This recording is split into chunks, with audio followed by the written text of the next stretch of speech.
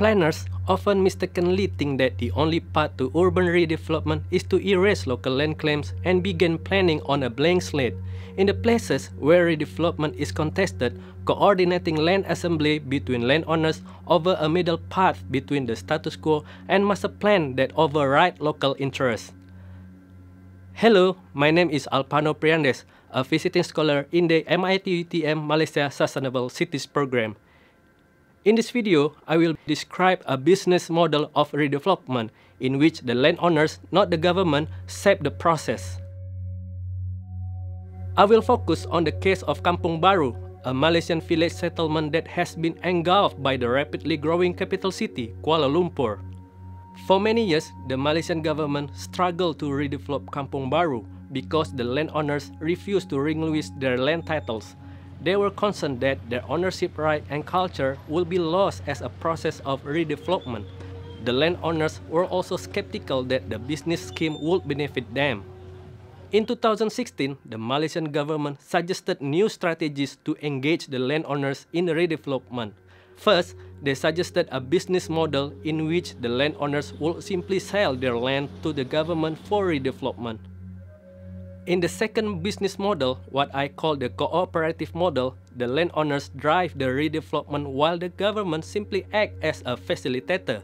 I was interested in understanding how can the government effectively engage the landowners in redeveloping Kampung Baru to achieve the goal of economic development while preserving the local culture. I also wanted to know which approach to redevelopment is more suitable in the case of landowners in Kampung Baru. Therefore, I went to Kampung Baru to explore these questions.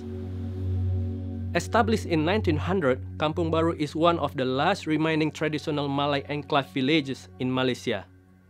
Today, it is surrounded by skyscrapers and the value of the land is continuously increasing. The location of Kampung Baru is very strategic and close to Kuala Lumpur city center. Hence, the land in Kampung Baru is a gold mine to developers. Kampung Baru consists of 7 small villages that were grouped together as a Malay agricultural settlement known as MAS.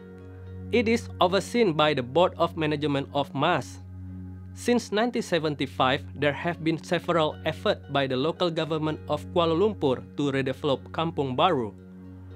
Although many plans were made, implementation has been delayed due to several challenges. First, the Malay agricultural settlement laws specify that only ethnic Malays can own land in Kampung Baru. This makes redevelopment challenging because it limits the potential buyer of the land to only ethnic Malay Muslims. However, Malaysia has a very diverse ethnic population that includes Indian and Chinese in addition to ethnic Malays. A second challenge to redevelopment is that the land in Kampung Baru is fragmented and ownership status is unclear. For example, in 2013, there were over 1,000 lots in Kampung Baru owned by more than 5,000 people.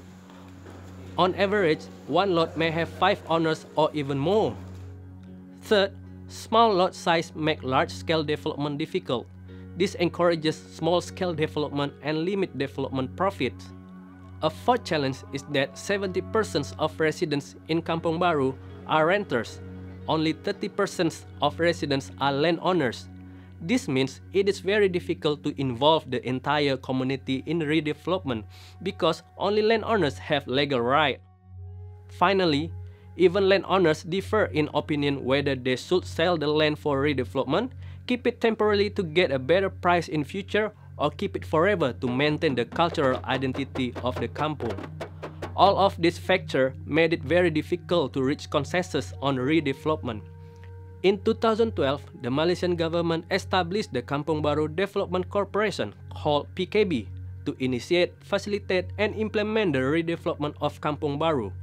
PKB issued the Kampung Baru Comprehensive Development Master Plan. The 2015 Master Plan included redevelopment for all 7 villages of Kampung Baru. In addition, with the help of a local university and community agency, a set of architectural guidelines were added to complement the Master Plan to maintain the local built heritage. We can learn several lessons from PKB engagement with the landowners in developing this Master Plan. First, they acquire feedback from landowners about their aspirations and expectations from the redevelopment of Kampung Baru. Second, PKB organized an exhibition of the development plans and invite the landowners to discuss and present their ideas on redevelopment. However, redeveloping all of Kampung Baru at the same time would have been very expensive. Therefore, PKB decided to start with smaller pilot project called Kampung Baru City Center or KBCC. This pilot project focuses on an area of about 40 acres, which is 30% of Kampung Baru. As I mentioned before, there are two strategies for engaging landowners in redevelopment.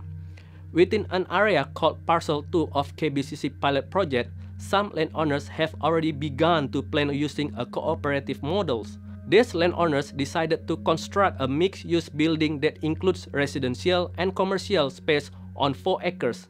These 4 acres were made up of 20 lots owned by approximately 100 landowners.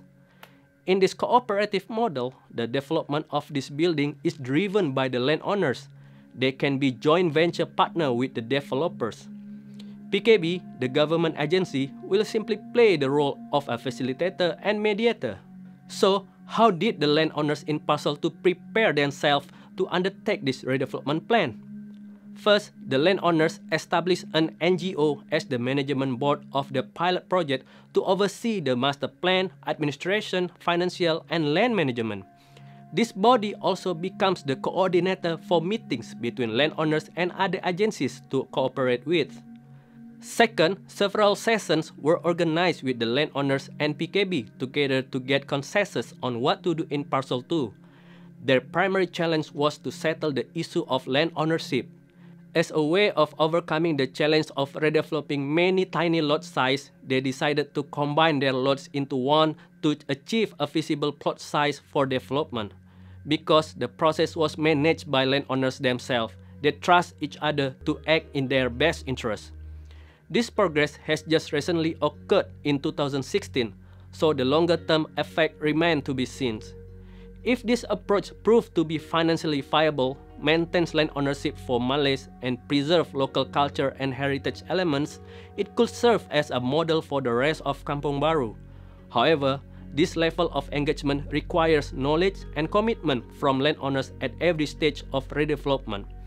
The landowners, along with developers and the government, are required to maintain certain heritage elements in this pilot project. Redevelopment can now occur in Parcel 2 because the landowners now understand how development can benefit them. The redevelopment plan for Parcel 2 in Kampung Baru puts the community as the main driver of development and changes the role of government from being the provider and implementer to being the facilitator and coordinator. This model of engaging landowners in redevelopment can be applied to many other parts of the world. This participatory approach ensures that the landowners are involved in decision-making, planning, and implementation to ensure that redevelopment addresses their concerns and meet their needs. Rapidly growing cities struggle to develop while also maintaining the community's interests and elements of cultural heritage. Urban planners can play an integral role in mediating conflicting interests and facilitating planning processes in which the city interests are considered alongside local interests. As shown in the case of Parcel 2 of Kampung Baru, involving communities in the redevelopment process from the beginning can reduce conflict and result in better planning outcomes as well as more effective implementation.